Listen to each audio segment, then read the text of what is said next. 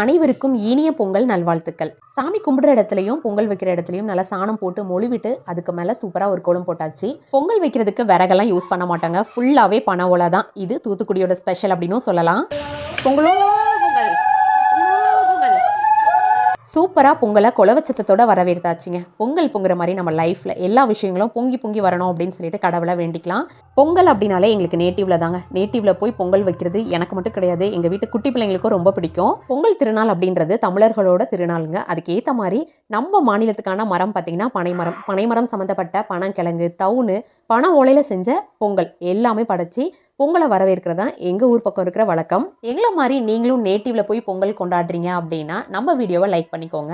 சாமி கும்பிட்டு முடிச்சாச்சுங்க. இனி உட்காந்து திருப்தியாக பாயசத்தை சாப்பிட வேண்டியதான், அதாவது சக்கரை பொங்கலை சாப்பிட வேண்டியதான். பொங்கலுக்கு பட்டம் விடாமல் எப்படிங்க, எப்போவுமே ஜன்னல் பட்டம் செய்வாங்க. இந்த வருஷம் கோமாளி பட்டம் தான் செஞ்சுருக்காங்க. ரொம்ப ஜாலியாக நேட்டிவில் எங்கள் பொங்கல் சூப்பராக போச்சு.